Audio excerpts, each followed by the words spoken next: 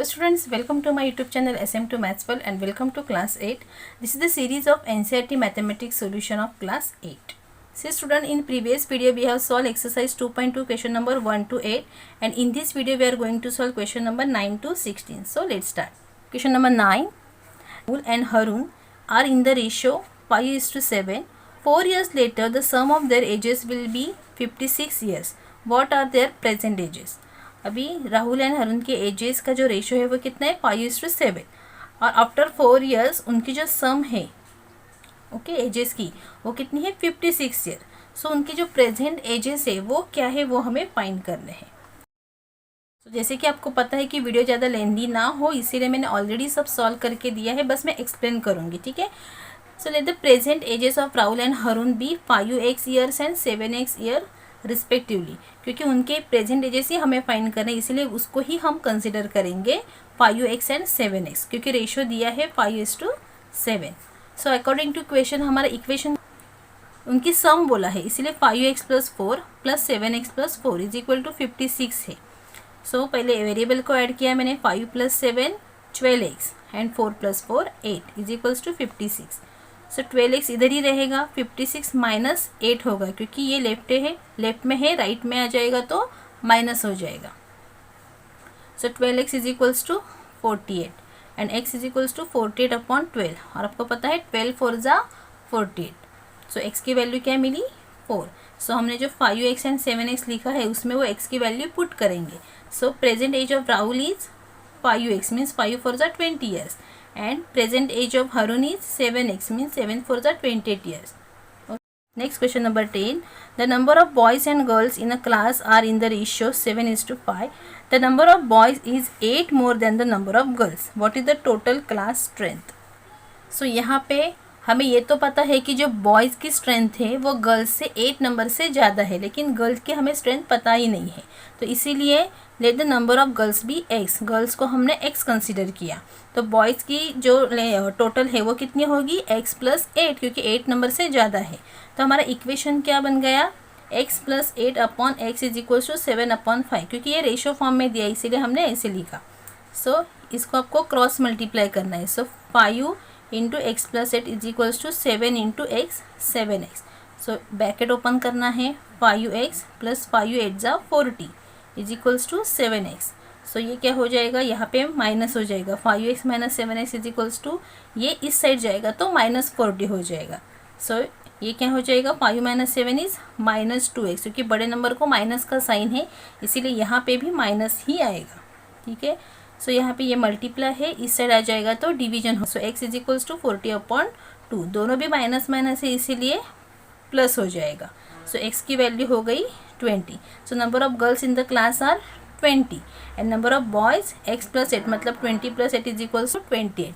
So total strength क्या हो गई 20 + 28 is 48. Next question number 11.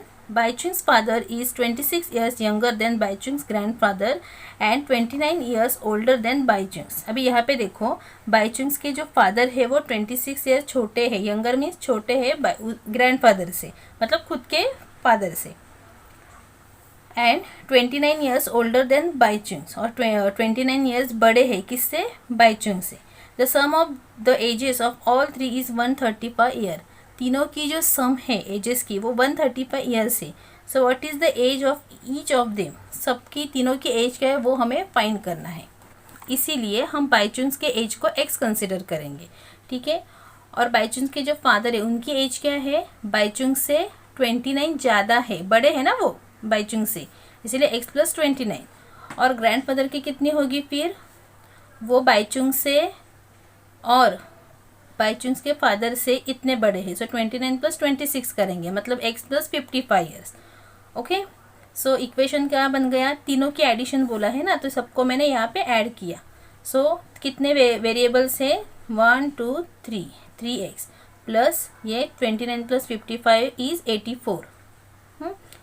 So 3x इधर ही रहेगा 135 - 84 क्या आएगा 51. सो x = 51/3 इज 17. ओके. तो x की वैल्यू इन सब में हमें पुट करनी है. सो बाइचुंग्स एज कितना हो गया 17 ईयर्स.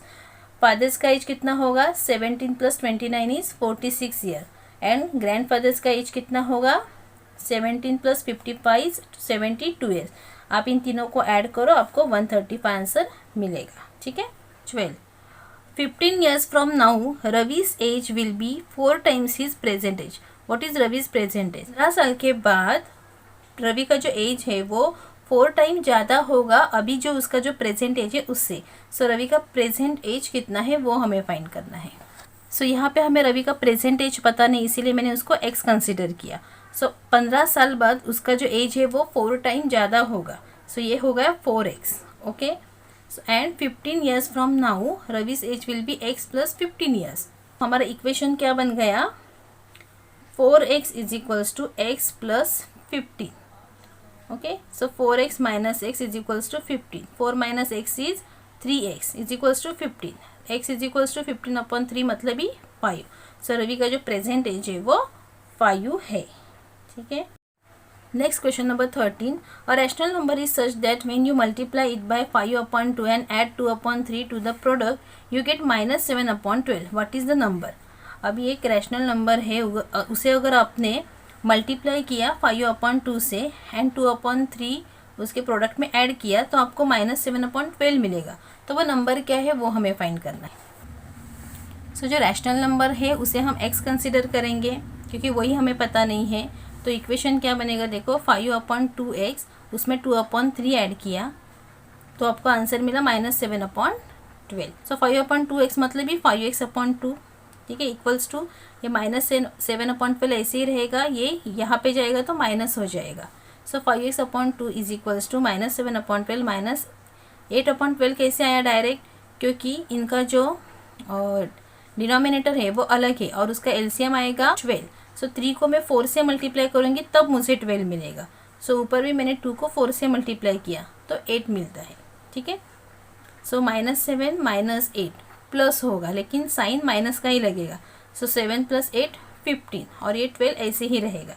अब ये x की वैल्यू ऐसे ही रहने दो, ये -15/12 भी ऐसे ही रहने दो। अभी ये जो 5/2 है उसको आपको क्या करना है, उसका रेसिप्रोकल लिखना है, उल्टा लिखना है। ठीक है। सो आपको पता है 5 × 1 = 5, 5 × 3 = 15, 2 × 1 = 2, 2 × 6 = 12।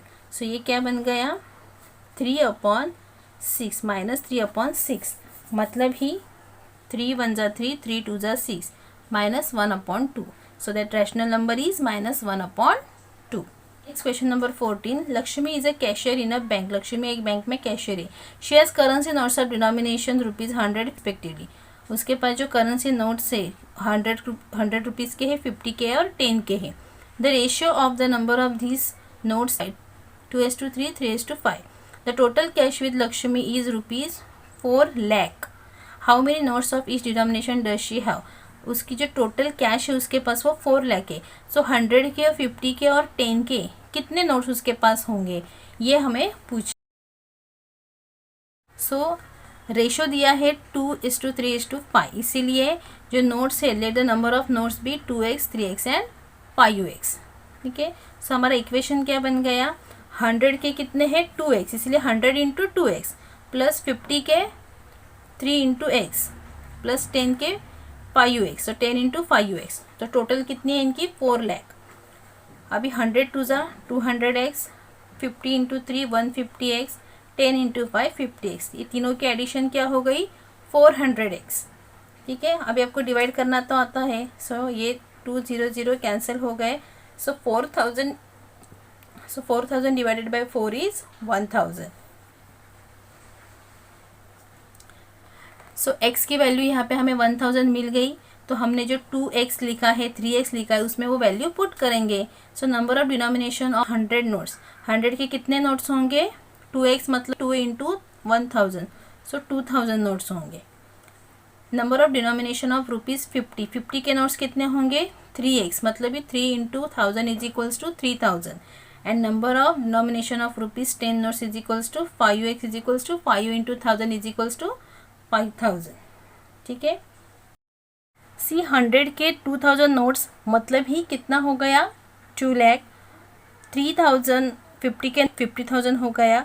और 5000 10 के नोट्स है मतलब 10 × 5 50,000 हो गया. अब तीनों को ऐड करो 2 लाख, 1,50,000 एंड 50,000। आपको क्या आंसर मिलेगा? 4 लाख। ठीक है। Next question number 15। I have a total of ₹300 in coins of denomination ₹1 to 5। अभी यहाँ पे नोट्स था, अभी यहाँ पे कॉइन्स है। तो जो कॉइन्स की जो टोटल है वो 300 है, और कॉइन कौन कौन से हैं? 1, 2 एंड 5 के। The number of ₹2 times the number of ₹5 coin. जो 2 के कॉइन्स है वो 5 कॉइन से 3 टाइम ज़्यादा है। The total number of coin is 160। ठीक है। How many coins of each denomination are with me. So 1 रुपये की, 2 रुपये के और 5 रुपये के मेरे पास कितने कॉइन हैं वो हमें फाइंड करना। सी यहाँ पे हमें 2 रुपीज़ के कॉइन कितने हैं? 5 रुपये से 3 टाइम्स ज़्यादा है। इसका मतलब 5 के कॉइन हमें एक्स कंसिडर करने पड़ेंगे। ठीक है। इसीलिए let the number of ₹5 coin be x and number of ₹2 coin be 3x, क्योंकि 3 टाइम ज़्यादा है और 1 का हमें पता नहीं है। तो 1 कॉइन्स भी जो टोटल है 160 माइनस इन दोनों की टोटल, हाँ, और 2 एंड 3 की, वो sorry 2 and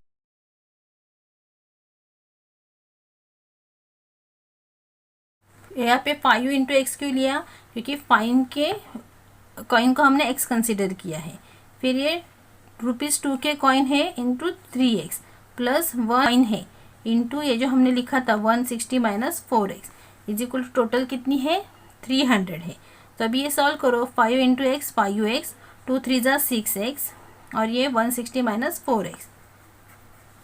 now 5 plus 6 11x, 11 minus 4 7x plus 160। अभी ये यहाँ पे है तो इस साइड जाएगा तो माइनस हो जाएगा। So 7x is equals to 300 minus 160, मतलब ये 7x is equals to 140 and x is equals to 140 upon 7। So x is equals to 20, क्योंकि 7 1 7 7 2। सो हमें जो x की वैल्यू अभी मिली है वो हम इसमें पुट करेंगे। x की वैल्यू तो हमें पता है 20 है। सो number of coins of rupees is 20। 5 के कितने कॉइन्स है? 20 है। 2 के कितने कॉइन्स होंगे? 3x मतलब 3 इंटू 20 60 कॉइन्स है। एंड 1 के कॉइन कितने होंगे? 160 माइनस x, यहाँ पे x था, so 4 into 20 160 minus 80 is equals to 80। Now last question, the organizers of an essay competition decide that a competition gets a prize of ₹100 and a participant who does not win gets a prize of ₹25। एक organiser है ऐसे competition का, उन्होंने decide किया है कि जो winner होगा कंपटीशन का उनको हम ₹100 देंगे और जो विनर नहीं है उनको भी हम ₹25 देंगे। तो total prize money distributed is ₹3000। Total जो प्राइज मनी है वो कितनी है? 3000 है। Find the number of winners if the total number of participant is 63। यहाँ पे टोटल नंबर ऑफ पार्टिसिपेंट्स हमें पता है 63 है। सो विनर्स कितने हैं वो हमें फाइंड करना है। सो जो फाइंड करना है उसे ही हमने x कंसिडर किया।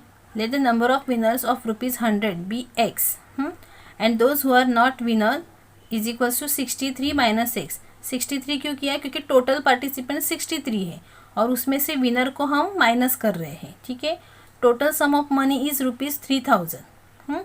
सो क्वेश्चन क्या बन गया देखो, 100 इंटू एक्स।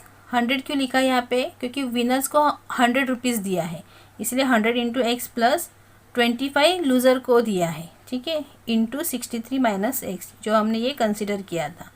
सो ब्रैकेट को ओपन करो। 100 into x 100x plus 25 into 63 is 1575 minus 25 into x is 25x। अभी 100 minus 25 is 75x is equals to 3000 और ये माइनस हो जाएगा। माइनस होने के बाद आंसर क्या मिला? 1425। नेक्स्ट इसको हम डिवाइड करेंगे 75 से तो हमें आंसर मिला 19। Hence the number of winners are 19। कितने हैं number of winners? 19। So here our exercise 2.2 is completely over. Thank you so much.